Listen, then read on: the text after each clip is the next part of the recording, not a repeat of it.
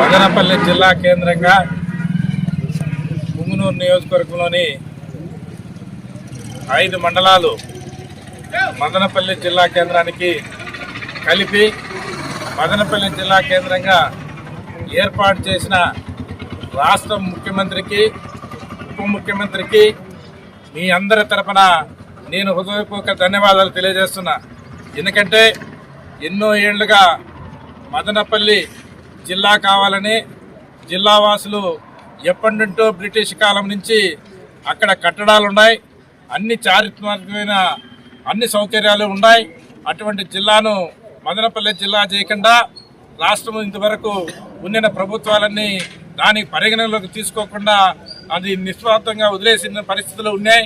అటువంటి పరిస్థితుల్లో ఈరోజు ఎలక్షన్ అప్పుడు మదనపల్లి జిల్లా చేస్తా అన్ని చెప్పిన మన రాష్ట్ర ముఖ్యమంత్రి ఈరోజు మాట చెప్పిన ప్రకారము మదనపల్లి జిల్లాను చేసినందుకు పుంగనూరు తరపున ప్రజలందరూ కూడా మన ముఖ్యమంత్రికి ధన్యవాదాలు తెలియజేసుకుంటూ, అదేవిధంగా మదనపల్లి జిల్లా రావడానికి తోడ్పడిన ఉప ముఖ్యమంత్రి గారికి, ఈ ప్రాంత ప్రజలకు అందరికి కూడా మంత్రులకు అందరికి కూడా మీ అందరి తరఫున ధన్యవాదాలు తెలియజేసుకుంటూ మదనపల్లి జిల్లాను పెద్ద ఎత్తున బాగు చేయాలా, అన్ని సౌకర్యాలు కల్పించాలా, ప్రజలకు చాలా సౌకర్యంగా ఉంటుందని చెప్పి తెలియజేసుకుంటూ ఈ అవకాశం ఇచ్చిన మీకు అందరికీ ధన్యవాదాలు తెలియజేసుకుంటూ మరొకసారి ముఖ్యమంత్రి గారికి జిల్లా తరపున అందరి తరపున ధన్యవాదాలు తెలియజేసుకుంటూ సెలవు తీసుకుంటాను. జై హింద్.